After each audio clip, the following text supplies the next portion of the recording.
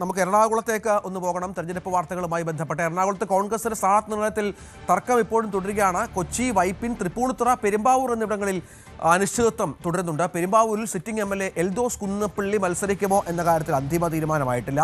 DCC അധ്യക്ഷൻ മുഹമ്മദ് ഷിയാസ് മത്സരരംഗത്തുണ്ടാകുമെന്ന് സൂചന നൽകിയെങ്കിലും മണ്ഡലം നിശ്ചയിക്കാൻ കഴിയാത്ത ഒരു സാഹചര്യം വളരെ പ്രധാനപ്പെട്ട ഒന്നാണ്. കൊച്ചിയിലും പെരുമ്പാവൂരിലുമാണ് ഷിയാസിനെ പരിഗണിക്കുന്നത്. ദീപ്തി മേരി വർഗീസിനെ കൊച്ചിയിൽ പരിഗണിക്കുന്നുണ്ട്. എന്നാൽ കൊച്ചിയിൽ മണ്ഡലത്തിൽ നിന്നുള്ള ലത്തീൻ സ്ഥാനാർത്ഥി വേണമെന്ന് സഭാ നേതൃത്വം വ്യക്തമാക്കുന്നുണ്ടോ? ഇത്തരത്തിൽ അനിശ്ചിതാവസ്ഥയിലാണ് പല മണ്ഡലങ്ങളും. ഡാനി, ഇപ്പോൾ എന്താണ് സംഭവിക്കുന്നത്? അവിടെ ഒരു തർക്കം പരിഹരിക്കാനുള്ള ശ്രമങ്ങൾ ഊർജിതമായി നടക്കുന്നുണ്ട്. ഇന്നത്തോടുകൂടി ഒരു തീരുമാനമുണ്ടാകുമെന്ന് കരുതാമോ? എന്തായിരിക്കും ഒരു കോംപ്രമൈസ് ഫോർമുല?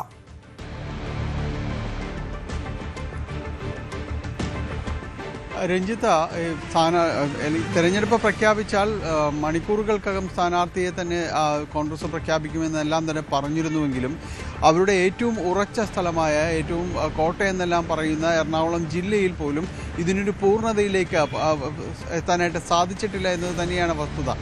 പലയിടത്തും സിറ്റിംഗ് MLA, അതായത് സിറ്റിംഗ് കാൻഡിഡേറ്റ് തന്നെ കോൺഗ്രസിൻ്റെ തന്നെയാണ്.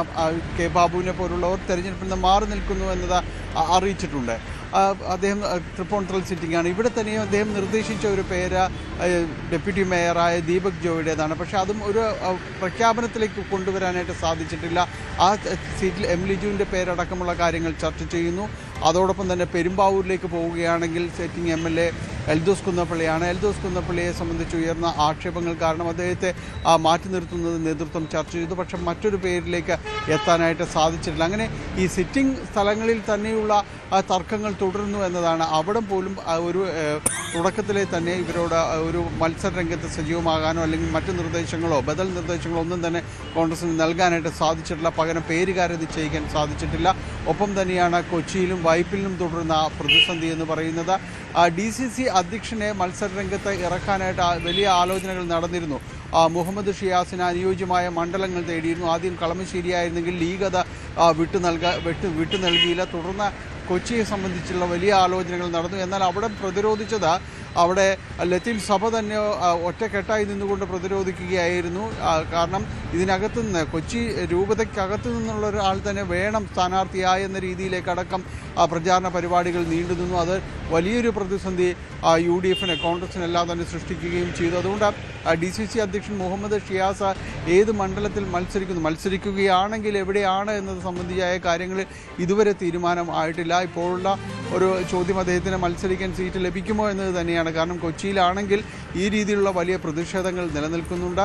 അപ്പോൾ ഏത് മണ്ഡലത്തിൽ മത്സരിക്കുമെന്നത് സംബന്ധിച്ചൊരു തീരുമാനത്തിലേക്ക് എത്താനായിട്ട് സാധിച്ചിട്ടില്ല. വൈപ്പിനിലേക്ക് പോവുകയാണെങ്കിൽ വൈപ്പിനിൽ പല പേരുകളും ചർച്ചയിലേക്ക് വരുന്നുണ്ട്.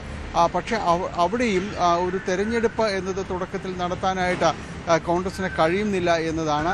അവിടെ ഒരു ലത്തീൻ സഭാ സ്ഥാനാർത്ഥിയെ പരിഗണിക്കുന്നു എന്നതാണ് ഏറ്റവും ഒടുവിൽ സഭയിൽ നിന്നുള്ള ഒരാളെ പരിഗണിക്കുന്നു എന്നതാണ് ഏറ്റവും ഒടുവിൽ മനസ്സിലാക്കാനായിട്ട് സാധിക്കുന്നത്. കാരണം അവിടെയും ഇതുപോലെ തന്നെ ലത്തീൻ സഭ ചില ആവശ്യങ്ങൾ ഉന്നയിച്ചിരുന്നു. സഭാവിശ്വാസികൾ വേണം, അല്ലെങ്കിൽ സഭയിൽ നിന്നുള്ള ഒരാൾ വേണം എന്നത് അടക്കമുള്ള കാര്യങ്ങളെല്ലാം തന്നെ ഉന്നയിക്കുകയും ചെയ്തതോടെ കൂടുതൽ പ്രതിരോധത്തിലാവുന്നു. ഈ സഭയുടെ ആവശ്യങ്ങൾ കൂടുതലും ചെന്ന് തറയ്ക്കുന്നത് UDF തന്നെയാണ്, കോൺഗ്രസ് തന്നെയാണ്. സഭയുടെ സമ്മർദ്ദം മിക്ക ജില്ലകളിലും, കോട്ടയത്തായാലും കൊച്ചിയിലായി എറണാകുളത്തായാലും ഒക്കെ കോൺഗ്രസിനുണ്ട്. അതനുസരിച്ചുള്ള നീക്കങ്ങൾ പാർട്ടിയുടെ ഭാഗത്തുനിന്നുണ്ടാകുമോ? വിവിധ സമുദായ സംഘടനകൾ, ഇപ്പോൾ SNDP ആയാലും NSS ആയാലും സഭകളായാലും ശിവഗിരി മഠമൊക്കെ ആയാലും എല്ലാവരും സമ്മർദ്ദം ചെലുത്തുന്നത് UDFൽ അല്ലെങ്കിൽ കോൺഗ്രസിലാണ് എന്നുള്ളതാണ് ഏറ്റവും വലിയ പ്രത്യേകത.